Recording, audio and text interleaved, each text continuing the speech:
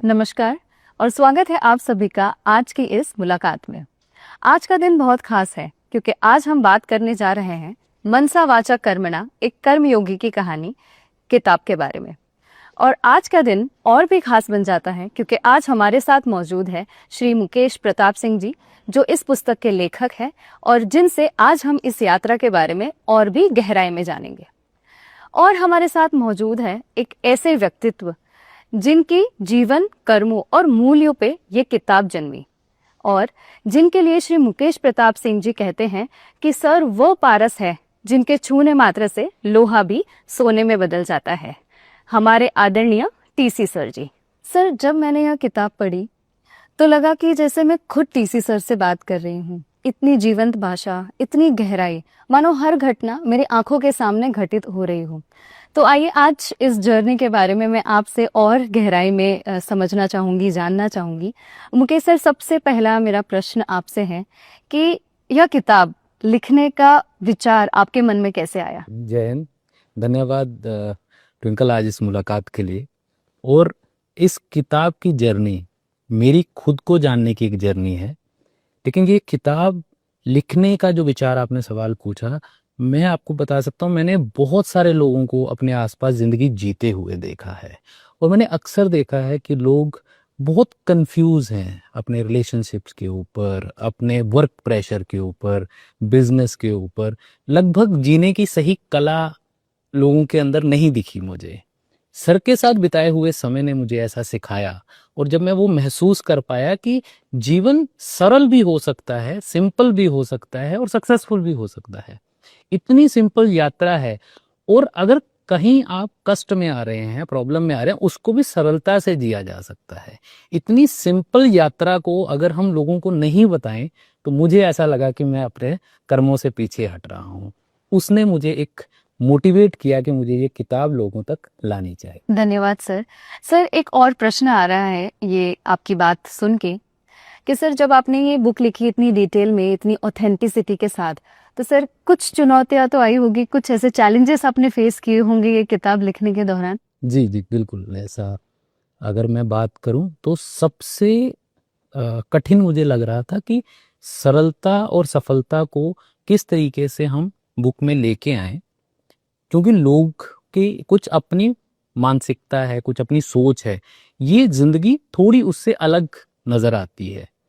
उसके साथ ही सर को जितना सर के बारे में बताना था, उससे ज्यादा मुझे इसमें सर के मूल्यों के बारे में, दृष्टि के बारे में बताना ज्यादा डिफिकल्ट लग रहा था इसमें। और कुछ मुश्किलें तो मुझे सर को ये मनाने में भी आई कि सर इस किताब को मैं लिखना चाहता हूँ। तो सर अब ये बहुत दिलचस्प सवाल बन गया टीसी सर कि आप ये बुक लिखने से मना क्यों कर रहे थे? ऐसे क्या विचार थे जो आप में चल रहे थे?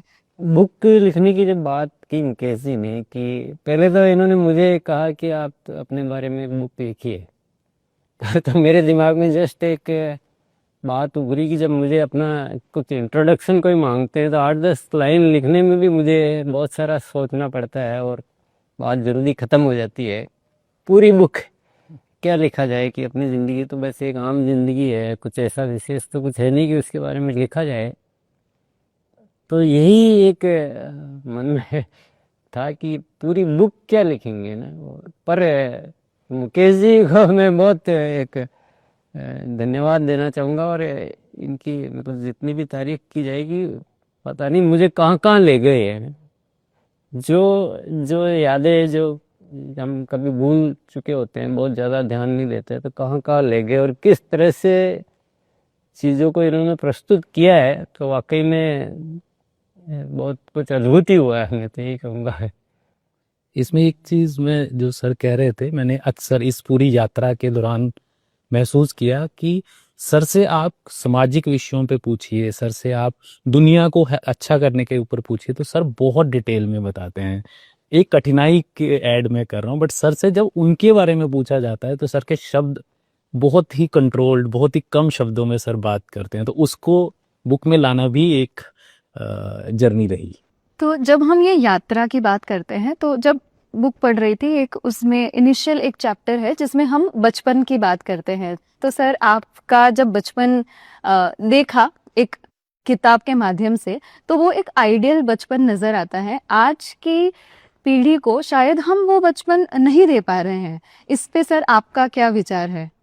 विचार ये है कि हम कुछ लेने की कोशिश कर रहे हैं ना, वही मतलब हम नेचुरल जो होता है, कुछ ज़्यादा प्रकृति सब कुछ देती है, लेकिन हम प्रकृति से दूर जाकर बहुत कुछ बाहरी लेने की कोशिश ज़्यादा कर रहे हैं। पहले कुछ लेने की ज़रूरत नहीं थी, बहुत कम चीज़ें होती थी और कम चॉइसेज होती थी, तो सब कुछ सामान्य नेचुरल तरीके से चलता था, तो प्रयास नहीं था पहले, प्रयास तो अभी है। तो ये कुछ मतलब एक तरह से उल्टी बात हो गई कि क्या किया, कुछ नहीं किया, वो सही था। अब करने से कुछ हम इधर उधर जा रहे हैं, कुछ अपने आप को आर्टिफिशियल बना रहे हैं, कुछ ऐसी चीज़ें हम दिमाग में प्रवेश करवाते जा रहे हैं, तो शायद जिंदगी के लिए कहीं ना कहीं वो हमारे लिए अच्छी नहीं है। तो ऐसा कुछ किया नहीं है, मतलब वो बस एक बचपन है, गांव की छोटी छोटी चीज़ें हैं, बस उन्हीं में। सर वो कुछ पल आप हमसे शेयर करना चाहेंगे, गांव के वो पल? क्योंकि मुझे बहुत उत्सुकता हो रही है, क्यूरियोसिटी हो रही है कि मैं आपसे भी सुनूं। गांव की सबसे बड़ी बात थी उस समय बहुत लिमिटेड चीजें होती थी गांव में, बहुत लिमिटेड, मतलब सुनकर ही शायद बड़ा बड़ा अजीब सा लगेगा कि पुरातन काल में चले गए क्या। कोई लाइट नहीं है, कोई रोशनी नहीं, कोई गाड़ियां नहीं, कुछ भी, बस गांव में सीमित चीजें, वहीं पैदा होनी है, वहीं बननी है, उन्हीं में जीना है। कुछ चंद चीजें बाहर से आती थी, तो और बिल्कुल प्रकृति के सानिध्य में रहना, तो कम चीज में जो आनंद होता है ना, अभी क्या होता है कि हमारे पास इतनी चॉइसेस होती है तो हम आनंद ही नहीं ले पाते, और हमेशा कुछ न कुछ चलता रहता है कि उसके पास ज्यादा, मेरे पास कम, उस बच्चे की ये वहाँ कुछ था ही नहीं। खिलौने क्या है, मिट्टी के खिलौने बनाने। सर आपकी बातों से अब पता चलता है कि वो सरलता और वो सादगी आपके रूट्स में है। तो सर जब आप इतनी सादगी और संतोष भरे जीवन की जब आप बात कर रहे हैं, तो सर आरसीएम जैसे इतने बड़े अभियान की कल्पना कैसे की? मेरे जीवन में क्या है कि मेरे संस्कार माता पिता के इतने अच्छे थे कि वहाँ एक बहुत पवित्रता थी, औरों के लिए अच्छा सोचना, तो वही एक जीवन में जैसे कुछ बीज डले हुए थे। और जब हम आसपास देखते थे कि ये लोग इतने आपस में क्यों लड़ते हैं, क्यों झगड़ते हैं, क्यों धोखा देते हैं, मतलब वो जो चीजें देखते थे, तो कहीं ना कहीं मन में एक विचार दबा हुआ था कि ये ऐसा नहीं होना चाहिए, कुछ ठीक होना चाहिए। और एक दिन ये विचार आया कि ये ऐसा एक जो बिजनेस को भी ऐसा मॉडल बनाया जा सकता है जब हम मिलजुल कर करें, एक दूसरे को सहयोग करें। और उस विचार ने इतनी ताकत, इतनी एनर्जी प्रदान की, एक ऐसा संकल्प मन में डिसाइड हुआ, और उसी दिन से ये आरसीएम की कल्पना और आरसीएम का डिजाइन शुरू हो गया। सर यह सुनने में तो बहुत अच्छा लग रहा है, पर क्या ये यात्रा आपके लिए इतनी आसान रही या फिर इसमें भी कई चुनौतियां आई? चुनौतियां तो आनी ही थी, क्योंकि मेरे पास कोई ऐसा कोई अनुभव नहीं था, कोई एक्सपोजर नहीं था, मैंने वो दुनिया नहीं देखी थी, और एक इतना बड़ा काम शुरू कर दिया, तो चुनौतियां निश्चित तौर पे आई। और एक उन चुनौतियों ने बहुत कुछ सिखा दिया एक्चुअली, वो मैं तो समझता हूँ कि मेरी जीवन को उभार दिया चुनौतियों ने, नहीं तो शायद मैं अपने आप को कभी पहचान भी नहीं पाता है कि जो एक सामान्य से स्थिति में चला जाता। और एक चीज बहुत अच्छी सीखने को मिली कि इंसान की क्वालिटी से ज्यादा मायने रखता है उसका मकसद है, क्योंकि मेरे पास योग्यता नाम की कोई चीज नहीं थी, लेकिन मकसद ने एक ऐसा लिया, और उस मकसद ने मुझे बहुत कुछ दिया। तो चुनौतियां आई, आती रही, आती रहती है, पर क्योंकि मकसद ऐसा है और मकसद स्ट्रांग है, मकसद पे संकल्प है, तो सारी चीजें अपने आप कुछ न कुछ होता है। सर आपके उत्तर ने तो सही में मुझे सोचने पे मजबूर कर दिया कि जीवन में किस मकसद की तरफ आगे बढ़ रहे हैं। और मैं विश्वास रखती हूँ कि जो भी यह पुस्तक पढ़ेगा उसके मन में ये सवाल जरूर आएंगे।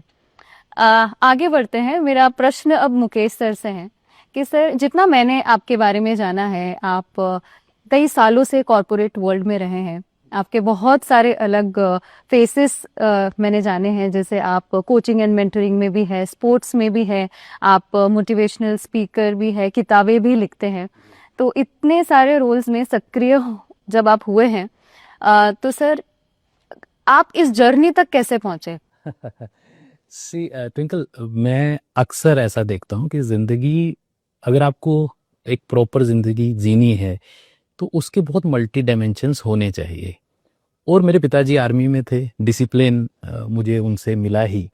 लेकिन इस पूरी जर्नी में एक चीज़ मैं समझ पाया लोगों से मिलने के बाद, कि जब मैं लोगों से पूछता हूँ कि काम करने के लिए कितना समय होता है एक दिन में, तो अक्सर लोग उसको 8 घंटे मान के चलते हैं। मुझे ऐसा लगता है कि जिंदगी में एक दिन में 24 घंटे होते हैं, और अगर आप सोने को काम नहीं भी मानते हैं तब भी 16 घंटे का काम, 16 घंटे हमारे पास एक दिन में होते हैं। आप बहुत कुछ कर सकते हैं। आपका, सर ने अभी मकसद की बात की, अगर आपके उद्देश्य आपके पास हैं तो आप कुछ भी करिए, आप उसमें अच्छा फील करते हैं, आपको वो काम नहीं लगता, आपको वो प्रेशर नहीं लगता, आप इंजॉय करते हैं उसको। इसलिए ये सब काम करते हुए कभी मुझे ऐसा नहीं लगता कि मैं बहुत काम कर रहा हूँ, क्योंकि हमारा उद्देश्य क्लियर है। लेकिन एक चीज़ मैं आपसे कहूँ कि आप ये सवाल मुझसे पूछ रहे हैं, ये सवाल मेरी बजाय सर से बनता था, क्योंकि मैं तो शायद 10% भी नहीं कर रहा हूँ जितना सर कर पाते हैं आज की डेट में। जी हाँ, कहीं ना कहीं सही कहा के सर आपने, क्योंकि जब मैं सर चैप्टर 4 में पढ़ रही थी तो उससे मैंने जाना कि सर शुरुआती दिनों में आप काफ़ी इंट्रोवर्ट पर्सनालिटी थे, और अब देखें तो आज इतना बड़ा अभियान, आज आप मतलब आपके खुद के गीत लिखते हैं, मोटिवेशनल स्पीकर है, लाखों लोगों के प्रेरणा स्रोत है। तो सर इसके बारे में आप क्या कहना चाहेंगे कि ये ट्रांजिशन कैसे? एक जो लाइन अक्सर अगर हम यूज़ करते हैं कि आवश्यकता आविष्कार की जननी होती है ना, तो जब ये काम शुरू किया, ये अभियान शुरू किया, तो बहुत सारी आवश्यकताएं अपने आप पैदा होती गई।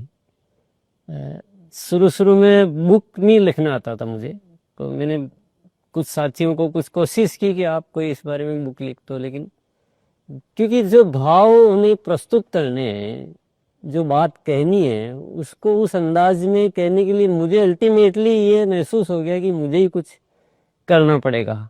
तो फिर प्रैक्टिस शुरू की, वो किया, और धीरे धीरे फिर छोटी सी बुक लिखी, पहले बहुत छोटी सी, और फिर धीरे धीरे ये सिलसिला चलता रहा। क्योंकि बात को आपके अंदर जो है वो बाहर आने की इतनी जबरदस्त अंदर एक प्रेरणा है कि इनको बात को पहुंचाना है, तो बुक लिखना आया।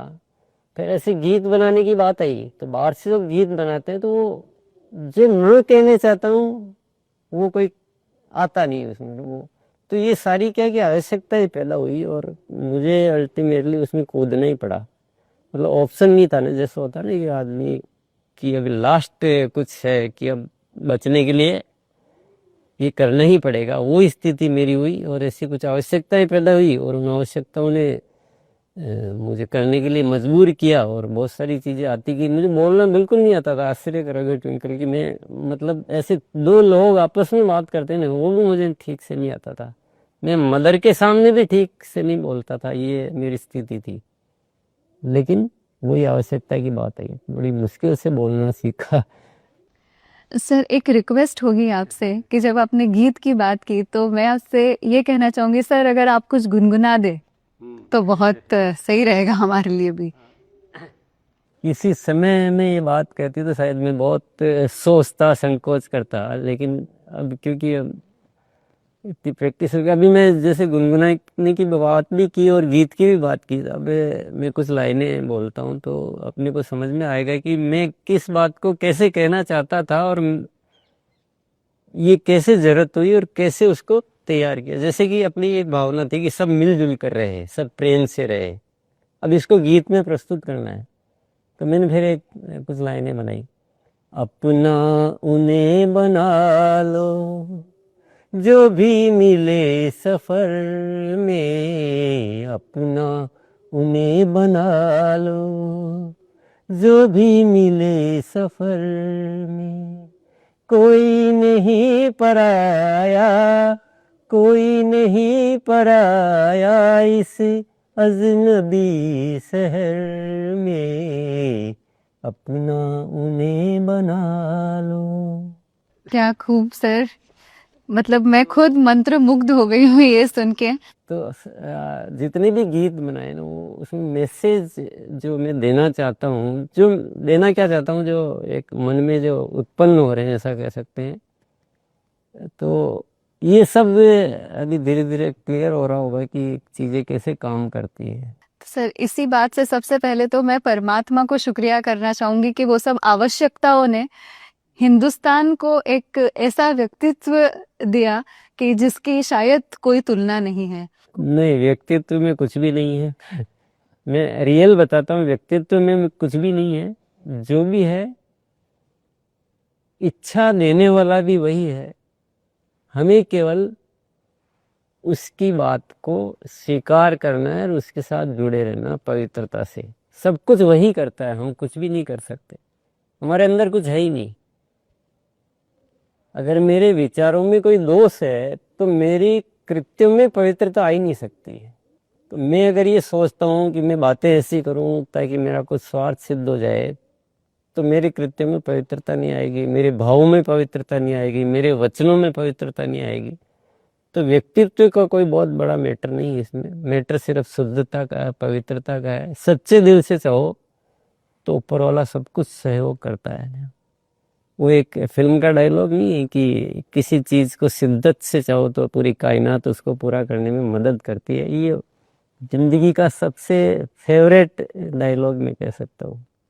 सर अब समझ आ रहा है कि आपके विचारों से ये किताब मनसा वाचा कर्मणा ये कैसे जन्मी होगी।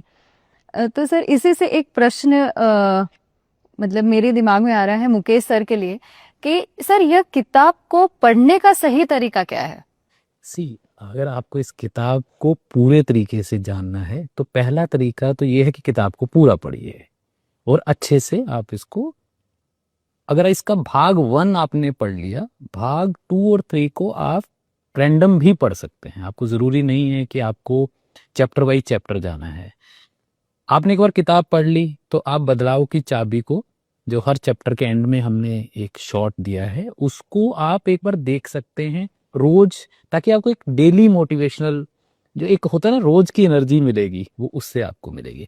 लेकिन आपको अब उतना भी समय नहीं मिल रहा है और आपको लग रहा है अगर इस किताब में से मुझे कुछ ऐसा है जो मैं मिस ना करूं, तो एक चैप्टर है बदलाव, जो है उसकी शुरुआत स्वयं से होती है। अगर आपने वो चैप्टर लगभग पेज नंबर 181 से 190 के बीच पढ़ लिया, तो वैसे तो उसके बाद ये बुक आप खुद ही उस तरीके के व्यक्ति हो जाएंगे कि आपके अंदर इतने बदलाव आ जाएंगे कि आप एक बेहतर व्यक्ति बनने की जर्नी पे होंगे।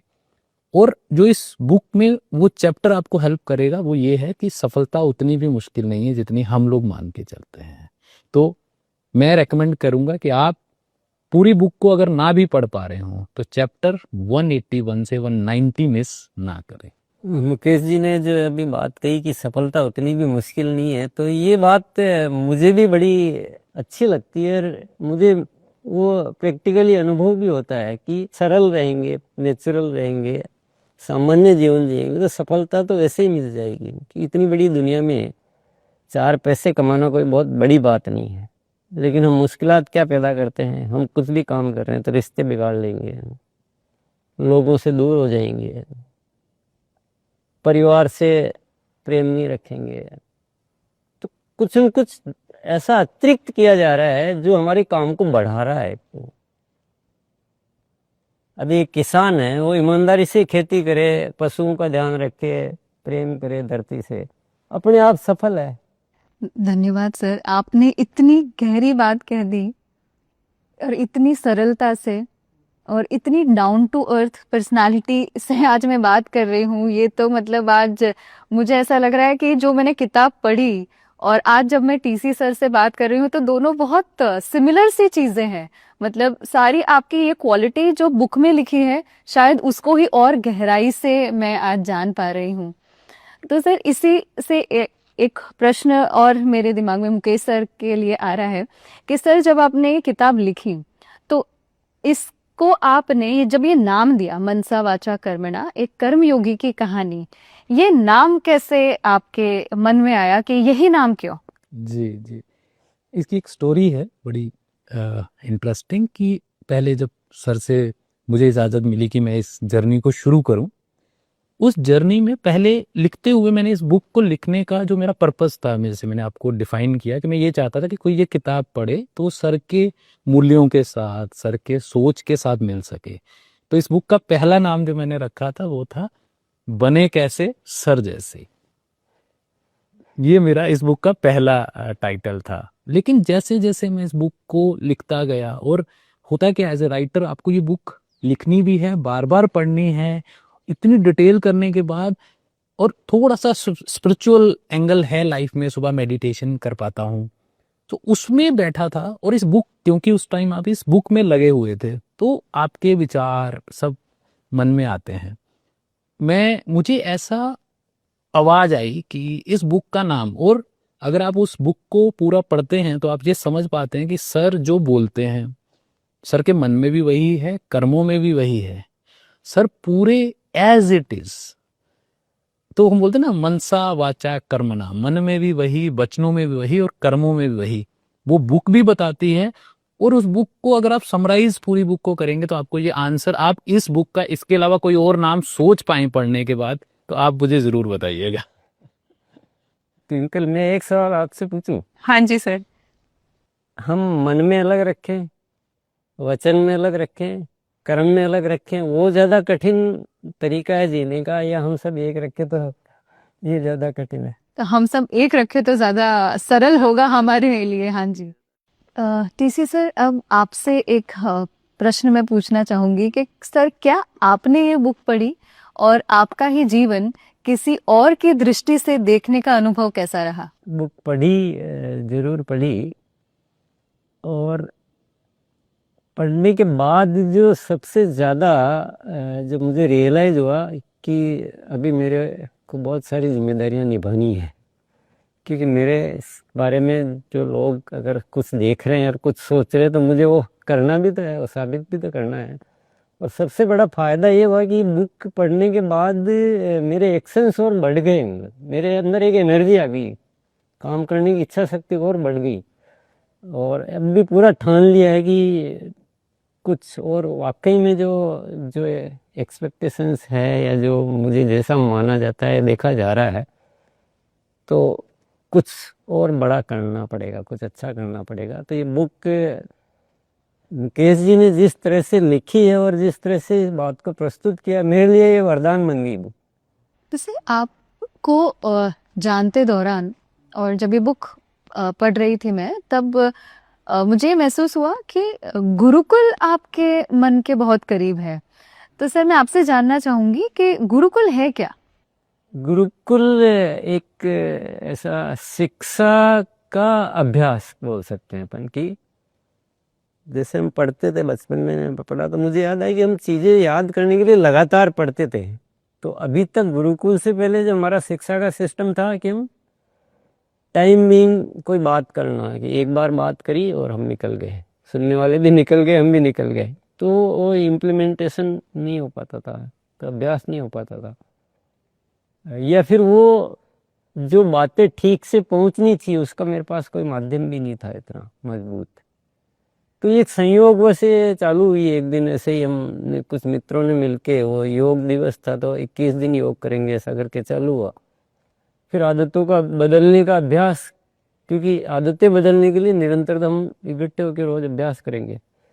आदतों को बदलने का अभ्यास हुआ, फिर माइंड प्रोग्रामिंग इसका नाम रखा गया, और फिर बाद में इसको गुरुकुल के रूप में परिवर्तित किया गया, और पूरा आरसीएम के साथ ये सब चीज़ें ऑटोमेटिक होती गई है। ज़्यादा कुछ ऐसा प्लान्ड वे में नहीं हुआ, लेकिन ये ऑटोमेटिक होती गई। और आज गुरुकुल जो है एक मुख्य आरसीएम का एक आधार स्तंभ बन गया है, जहाँ से हम नए भारत के निर्माण की परिकल्पना को साकार करने का एक माध्यम बन चुका है। ये सब ऊपर वाले की प्लानिंग है, तो अपना तो बस जो इशारा करते रहो। तो सर, आरसीएम और गुरुकुल जैसे आपके जीवन के एक भाग बन चुके हैं, तो सर ये आपके लिए क्या मायने रखते हैं? सबसे पहले तो मैं ये स्पष्ट करना चाहता हूँ कि ये जीवन के भाग नहीं है, यही जीवन है। मेरे जीवन में आरसीएम के अलावा कुछ है ही नहीं, सब कुछ यही है, क्योंकि इसमें ही सब कुछ है। अब ऐसे भी कह सकते हैं कि आरसीएम में ही सब कुछ है और मेरा जीवन ही आरसीएम है। इसके अलावा कोई इच्छा ही है ही नहीं जीवन में, क्योंकि कुछ क्या बचा अभी, सब कुछ तो इसमें है ना। इसमें परमात्मा से मिलन तक हो रहा है, अस्तित्व के साथ हम जुड़ पा रहे हैं, और जो कुछ करने लायक कुछ भी नहीं था उस इंसान को ऊपर वाले ने कुछ भी मान लो करने लायक बनाया है, तो सब कुछ यहाँ है। सो ट्विंकल, जैसे अभी सर बता रहे थे, मैं आपको कुछ घटनाएं हैं जो मैंने देखी और उन्होंने मुझे प्रेरित भी किया और बहुत ज़्यादा मुझे सोचने पे भी लेके आए। सर सरलता से कहते हैं कि मैं कुछ नहीं हूँ, जब मैंने कुछ नहीं किया सब परमात्मा का किया है। वो मैं ज़रूर मानता हूँ कि सर एक्शन तो ले ही रहे थे, क्योंकि एक्शंस ने ही कन्वर्ट किया है सब कुछ। लेकिन जो मैं बताना चाह रहा हूँ यहाँ, वो ज़रा ज़रूरी ये है कि जब मैं लोगों को आरसीएम वर्ल्ड में देखता हूँ, मैं आरसीएम में अभी पूरी रूपांतरण यात्रा चल रही है और मैंने जगह जगह लोगों को देखा है, लेकिन मैं एग्जाम्पल आपको भी आरसीएम वर्ल्ड का दे रहा हूँ। मैंने लोगों को वहाँ की मिट्टी घर ले जाते देखा है, मैंने लोगों को उस मिट्टी को नमस्कार करते देखा है, और वो एनर्जी आप लोगों में महसूस कर सकते हैं जो लोग आरसीएम वर्ल्ड में खड़े होते हैं, जब वो आते हैं और जब वो जाते हैं। उसको अगर आपको ऑब्जर्व करना है तो आपको उस आरसीएम वर्ल्ड में थोड़ा समय अगर आप बिताते हैं तो आपको समझ में आएगा कि सर जो कह रहे हैं उसका मीनिंग और जो मैं समझ पाया अभी तक उस जर्नी में उसका मीनिंग, इसमें बहुत गहराई है। शायद वो बिना उस धरती पे पांव रखे समझ में नहीं आएगी। ये मेरा एक चीज थी जो मैं सर ने तो ऑब्जर्व की ही होगी, बट मैंने पिछले 3-4 साल में ये देखा है। और आई थिंक एवरीवन एक बार आपको यहाँ पर आके उस एनर्जी को फील जरूर करना चाहिए। जिंदगी में वस्तु में नहीं है, मिट्टी में नहीं है कुछ भी। मिट्टी तो सबके लिए मिट्टी है, विश्वास में है, जो भी है श्रद्धा में है। अगर श्रद्धा और विश्वास है तो वही मिट्टी अमृत बन जाएगी, वो जीवन में बहुत बड़ा परिवर्तन लेकर आएगी।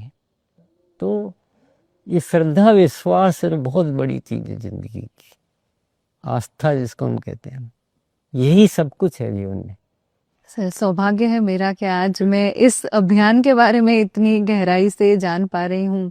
और जब आप ऐसे जीवन और अभियान और ये सब की बात कर रहे थे तो सडनली एक चीज मेरे दिमाग में आई कि मुकेश सर आपने बुक में भी काफी चैप्टर्स में मेंशन किया है कि आप बहुत सारे लोगों से मिले, सर के फ्रेंड्स, फैमिली और भी बहुत कुछ। तो सर की ऐसी क्या बातें थी जो सब में कॉमन उभर कर आई है? जी। तो अभी आपने सर से चर्चा करते हुए एक चीज आपको ये तो समझ में आई होगी कि सर अपने बारे में कम बात करते हुए सब कुछ तो परमात्मा को समर्पित कर देते हैं कि उन्होंने किया है। लेकिन सर को जानने का फिर एक और जो तरीका मेरे दिमाग में उस टाइम पे आया वो था कि जिन लोगों ने सर के साथ समय बिताया है, जिन लोगों ने ये जर्नी में सर को देखा है, मैं उनसे चर्चा कर पाऊँ। तो बहुत सारी चर्चाएं हुई, उसका एक अलग मैं बहुत एंजॉय किया उसको, जितना डिटेलिंग में इतना अच्छे से लोगों ने बताया। कॉमन ऐसे अलग अलग ट्रेड्स तो थे, बट कुछ कॉमन जो चीज़ें सर की क्वालिटीज सब ने बात की। पहली आपने ऑलरेडी नोटिस की है, वो सादगी है, और वो आई थिंक एवरीबडी नोज कि सर कितने सरल रहते हैं।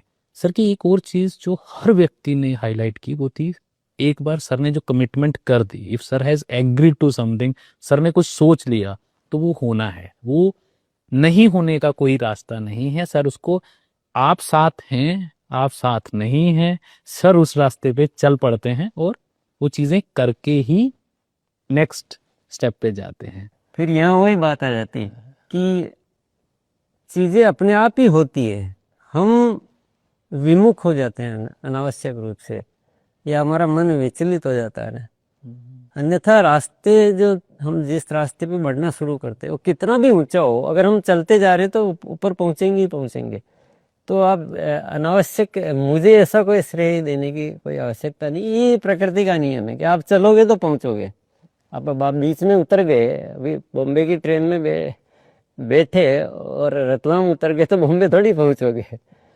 तो ये एक सिंपल प्रकृति का नियम है, इसमें कोई।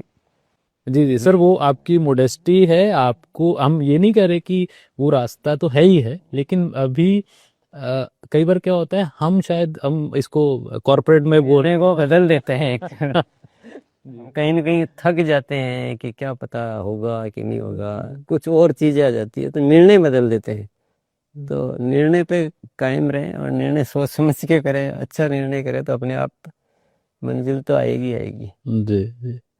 और एक बहुत कॉमन निकल के आया कि सर के कैलकुलेशंस, और जो होता है कि एक रेजर शार्प अप्रोच की, सर बिना पेपर पेन के भी हैव पूरा कैलकुलेशन, एक विजन शायद हम बोल सकते हैं कि विजनरी होने के कारण उसका पूरा कैलकुलेशन बैकवर्ड, और उसकी जो स्पीड है इन सबको जितना क्विकली करते हैं वो शायद लोगों को भी अचंभित कर रहा है। ये मैंने बहुत सारे लोगों के साथ महसूस किया। धन्यवाद मुकेश सर। और इसी से मुझे एक चीज आ रही है कि अभी आपने बीच में उल्लेख किया रूपांतरण यात्रा का, और किताब में सर कहीं ना कहीं मेंशन किया है आत्म रूपांतरण के बारे में। तो सर ये दोनों चीजें कैसे एक दूसरे से जुड़ी हुई है? रूपांतरण का मुख्य जो मकसद है ना रूपांतरण यात्रा का, वो यही है कि हमारा जो भी परिवार है, आरसीएम परिवार, वो भीतर से रूपांतरित हो जाए, पवित्र हो जाए। मतलब रूपांतरित में भी सिंपल है कि पवित्र हो जाए, बाकी सब अपने आप हो जाएगा। काम सिर्फ एक ही करना है कि मन, वचन और कर्म को हम एक कर दें और पवित्र भाव से आगे बढ़े, तो सृष्टि सब कुछ देने के लिए उपलब्ध है हमें। यही रूपांतरण यात्रा है। दुनिया की जद्दोजहद में कुछ हमारे मनों में कुछ एक पैसा ऐसी जगह आके हावी हो गया है कि हमारे सारे जो डिसीजन है ना, वो पैसा हमको करवा रहा है, हम नहीं कर रहे हैं। तो ये रूपांतरण करना है। तो गीता के जो वचन है कि आप कर्म करो, फल की इच्छा ऊपर वाले पर छोड़ दो। तो हमें नैसर्गिक जीवन की ओर आना है वापस। ये रूपांतरण यात्रा का मकसद है। रूपांतरण यात्रा का और कोई मकसद नहीं है, वो आत्म रूपांतरण ही रूपांतरण यात्रा का मकसद है। बहुत ही अच्छा लगा आपसे ये सुन के कि कहीं ना कहीं अब ये जो लाइन है आपकी, वो शायद मैं कभी नहीं भूलूंगी कि आत्म रूपांतरण ही सही रूपांतरण है या फिर रूपांतरण यात्रा है। ट्विंकल जी, मैंने एक चीज ऑब्जर्व की अभी कि अभी के टाइम में मीडिया कहिए, आप आम जनता कहिए, इस टाइम पे रूपांतरण के अलावा और कोई बातें हो नहीं रही हैं।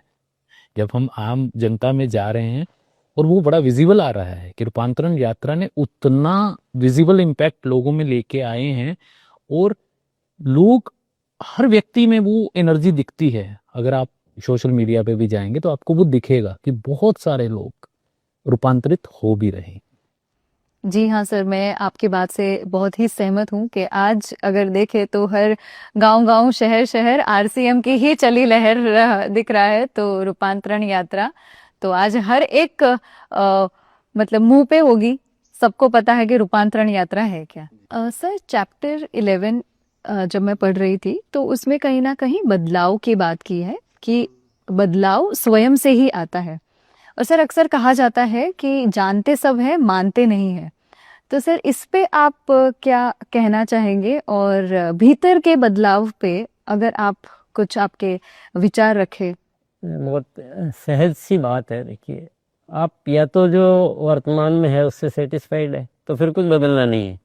सेटिस्फाइड भी नहीं है कि मैं अभी मुझे कुछ अलग चाहिए, कुछ ज़्यादा चाहिए, अलग चाहिए, तो फिर बदलना ही तो एक रास्ता है।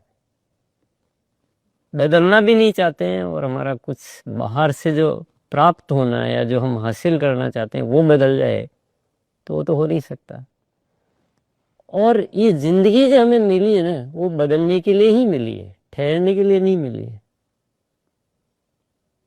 तो बदलना जिंदगी का नियम है, और बदलाव की शुरुआत होती है भीतर से, बाहर से नहीं होती, भीतर से होती है। और दुनिया को बदलना तो पहले खुद को बदलना पड़ेगा। तो सर ये भीतर में बदलाव कैसे लाए? अकेले में बैठ के थोड़ा सा विचारों को थोड़ा सा शुद्ध करो।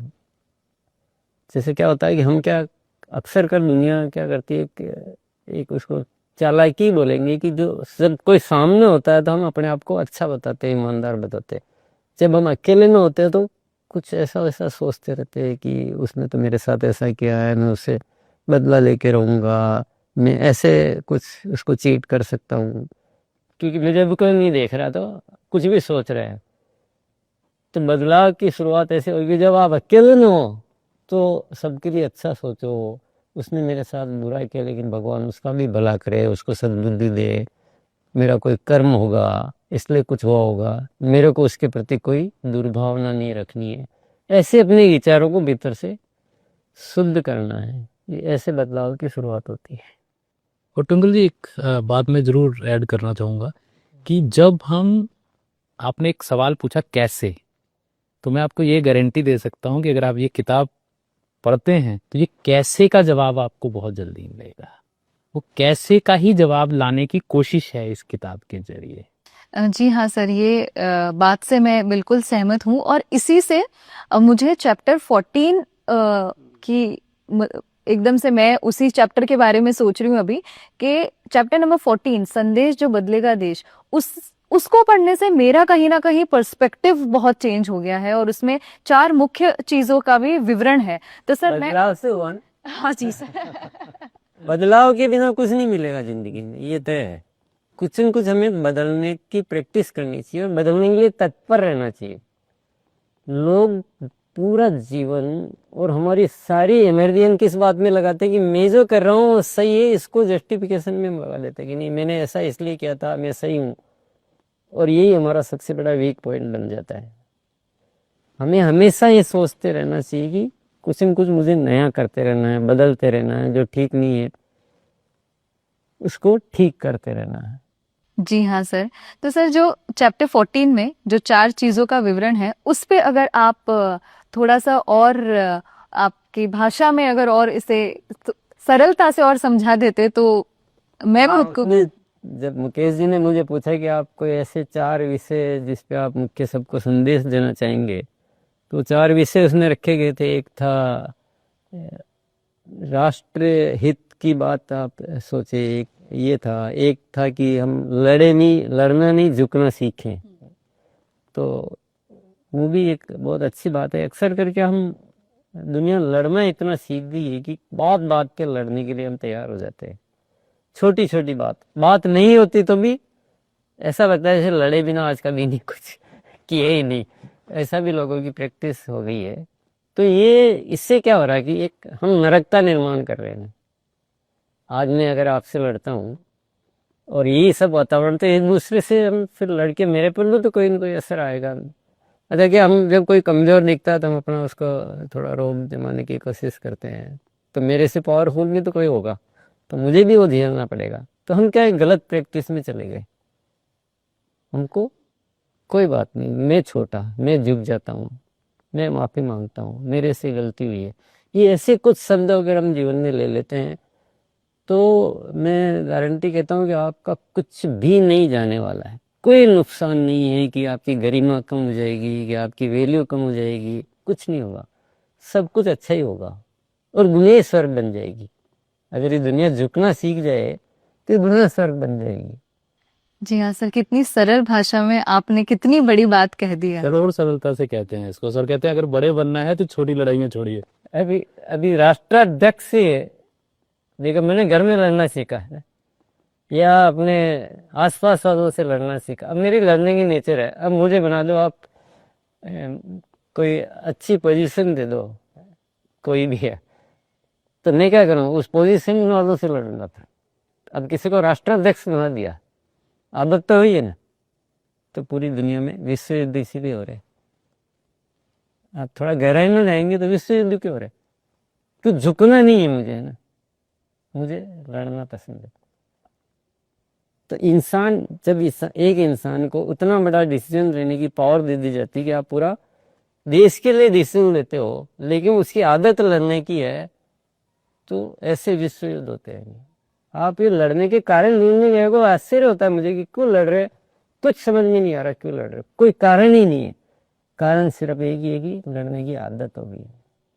अब मुकेश सर एक प्रश्न आपसे कि यदि कोई टीसी सर को न जानता हो तो यह किताब उनको क्यों पढ़नी चाहिए?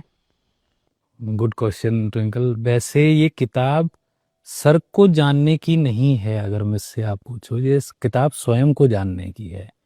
इस किताब को बनाने का लिखने का जो मेन पर्पस था वो सर को जानना मैंने इसीलिए आपको शुरू में भी बोला कि सर से पहले सर के मूल्य और असूलों के ऊपर जो बात की गई है वो जानना इम्पोर्टेंट है। सो हर व्यक्ति जो स्वयं को जानना चाहता है, जो जिंदगी में समग्र सफलता जिसको बोलते हैं कि सरलता भी है, सफलता भी है, संतुष्टि भी है, अगर आप इस तरीके का जीवन जीना चाहते हैं तो ये किताब आपके लिए है।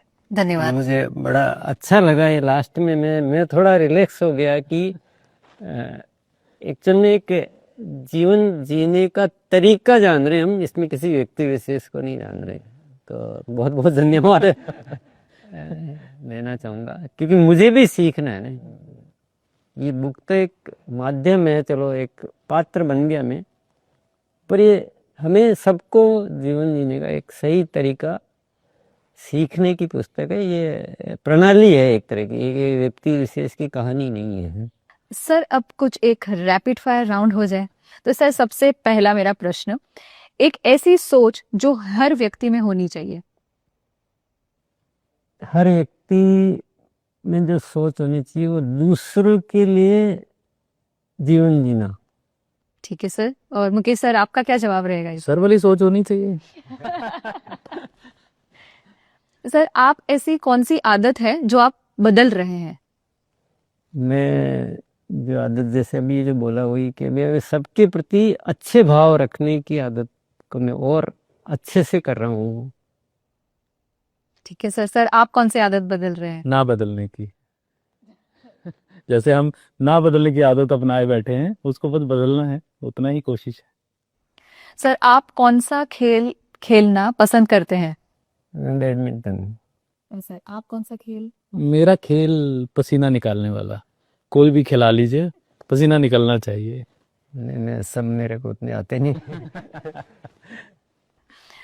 टीसी सर आपसे एक प्रश्न है कि आरसीएम में अब आपका मुख्य फोकस किस पे है? हेल्थ को लेकर, स्वास्थ्य, पूरा रोग मुक्त भारत। और सर अगर आपको कोई, आपके पास कोई ऐसी शक्ति होती तो आप दुनिया को क्या देना चाहते हैं? डेफिनेटली आनंद। आनंद। मुकेश सर आपसे एक प्रश्न है, अगर टीसी सर को एक शब्द में डिफाइन करना हो तो वो शब्द क्या होगा? वो शब्द मैंने किताब में लिखा है, लेकिन आई थिंक वो शब्द है कर्मयोगी। मैंने जिंदगी में कई किताबें पढ़ी पर इस किताब की बात ही कुछ अलग है। मैं आप सबसे कहना चाहूंगी कि जो भी इंसान इस किताब को पढ़ेगा उसमें एक सकारात्मक बदलाव की भावना जरूर आएगी। और इस सेशन में मेरा सबसे बड़ा टेक अवे यही है कि जीवन वही है जो दूसरों के लिए जिया जाए। तो चलिए इसी बात पे आज के इस सेशन को विराम देते हैं। धन्यवाद। बहुत बहुत धन्यवाद।